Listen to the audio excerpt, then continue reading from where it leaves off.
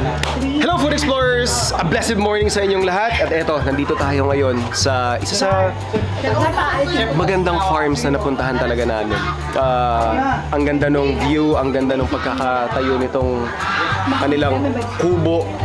Tapos, interesting yung story ng mag-asawang may-ari nitong TL Farm dito sa Tanay Rizal. Si Ma'am Tenten tsaka si Sir Lloyd na parang naging pandemic project nilang mag-asawa. And nakakatuwa kasi sa kwentuhan namin na I think nararamdaman ko yung excitement sa kanilang dalawa, yung happiness, yung fulfillment doon sa pagkakaroon ng gantong klase ng property, having to source their own ingredients na hindi na doon nila napapansin na nagmamahal na pala yung presyo ng gulay. So, yung mga ganong simpleng bagay, and makakasama natin yung kanilang mga farm hands dito. Ang ganda na naman ng ating food adventure for this Sunday. So, ano pa nga ba? Siyempre, samahan nyo kami, ha?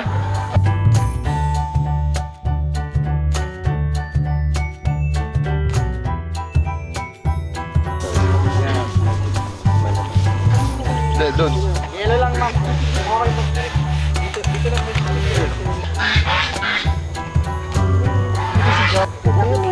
Yung seedlers lang ng cooking. Ang ganda ng pagkakakuha. Tuwa kami naman. Hindi, ano unahin. Gusto ko busy yung basta. Imaginein mo kung nag-barley ka. Eh, yung aircon naka-thermal din ako. 5 days kang hindi maliligo. Overnight, sumusuko ka. Becca naman! Hello! Hello!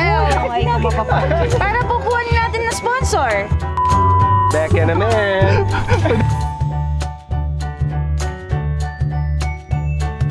Alright. Oh, Food Explorers, ito yung basil farm or basil area ni Ma'am Tenten. And pakita ko lang sa inyo, kung mapapansin ninyo, yung kanilang mga basil is ito, putol yung gitna. So this is actually a very good practice on maintaining para mapatagal mo yung buhay ng basil mo. You do what a process we call pruning. So pruning is basically tinatanggal mo yung parang pinaka-stem. So ito yung pinaka-main stem ng basil natin. So bibilang ka lang ng 3 nodes. Ito yung 1, 2, 3. And then dun mo siya ikakat. Ang mangyayari kasi niyan, kapag kinat mo yung basil, pag pinrun mo siya, is mas yumayabong, mas tumatagal yung buhay. And then, pakita mo kasi dito, eto, pag magpuprune kayo, make sure lang na, again, ideally yung pang 3rd node yung iiwan mo, saka mo ikakat yung taas. Pero ang hinahanap mo talaga dyan is ito. Parang meron kang suckers na tinatawag dyan. So, pag meron kang suckers na yan, ito yung ikakat mo para yung energy or yung nutrients na mahihigop ng plant is mapupunta naman dito sa stem, hindi siya pataas. Kaya siya pabukadkad na ganon. And make sure lang din na wag mong hahayaan yung basil mong umabot dun sa point na mamumulaklak siya. Kasi again, hihina. Lahat ng nutrients niya mapupunta doon sa proseso ng pagbubulaklak, pagbibigay ng seeds. Kaya natin siya pinoprune. Ayan. So saktong-sakto ito para sa ating duck or goose recipe mamaya.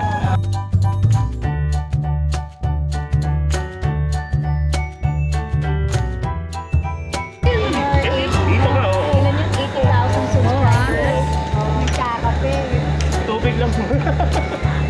May moist. Pag tumaas ng araw mamaya, 17, 18, 19 test record. Ako. ID out.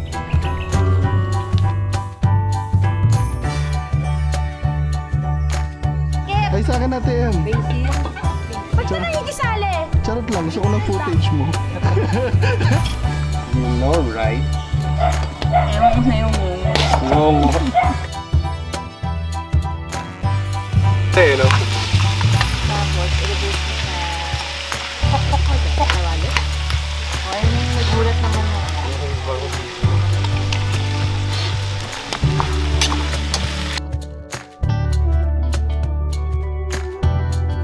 Itong original black chicken. Yan sa ng si Manny. So, feathers, yung karne niya, even internal organs. black. This is a very priced lahi ng manok. Sabi sir, may kinukwento si Sir Lloyd. Sa ibang bansa po, magkano ang bentahan nito? Pag sa US, for instance, dahil bawal silang mag-import from Indonesia, originally from Indonesia kasi siya, well cared for na rooster and sell as much as $10,000. Grabe na.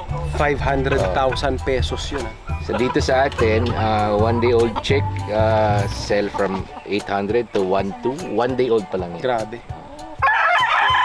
Medyo mahirap lang siyang paramihin kasi nga hindi lahat ng itlog nagpipisa. Yes, hindi also lahat ng itlog. very few eggs a year siya. Yeah. Ranging from 80 to 100. And then dun sa 80 to 100 mo, hindi lahat fertile. Dun sa fertile, hindi rin lahat ang napipisa. Yeah. So kaya may ganong factor, medyo rare siya. Rare talaga. Gwapo ni Chef yun. Pwede.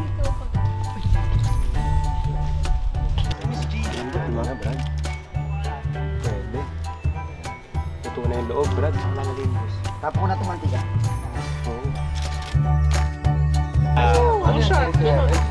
Secure naman daw sila. Tapos dito, free range lang siya. Yun yung makulit na part dun eh. Nandiyan lang siya, pakalat-kalat. Oh, relax ka.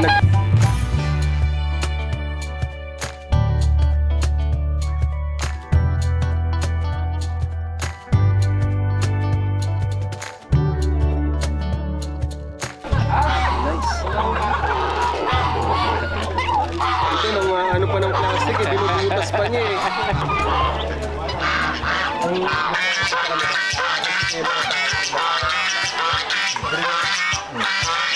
In the years na ginagawa natin yung farm to table, sa dami ng mga farms at farm owners, farm hands na nakakasama namin, ito yung isa sa mga paborito kong part talaga, yung nakakatagpo tayo, nakakatrabaho natin, yung mga farm owners kagaya ni Ma'am Tenten at saka ni Sir Lloyd na totoo yung intensyon, malinis yung kanaisan nilang mag-improve yung buhay ng mga kasama nila. I think more than anything, yan yung isa sa mga bagay na kailangan nating ipagbunyi, na tuloy-tuloy pa rin ang progreso, may mga tao pa rin talagang may pakialam, gusto tayong umunlad lahat sa maganda at malinis na pamamaraan. So ito yung na-experience ko dito sa TL Farm, dito sa Tanay Rizal. I'm so grateful right now na na-meet namin sila, nakatrabaho namin sila. Damang-dama namin yung passion nila for their farm. And syempre, paano ko ba naman masusuklian yon? Kundi pinagluto ko lang naman sila ng mga pumasa naman na dishes for them. So syempre, may history sila with turkey. Hindi daw maganda kasi medyo maganit. So pinagluto natin sila ng kansi. Pinagluto natin sila ng kamansi, stuffed na turkey, nilechon natin. Gumawa rin tayo ng gising-gising from their fresh produce. And syempre, pato. Pato natin na may basil. Yung basil kasi is parang isa sa mga specialty ni Ma'am Tenten. Kaya gusto lang natin i-highlight yung mga flavors na yon. And I think ito yung mga reminders kung bakit lagi kong sinasabi ang trabaho ko sa Farm to Table.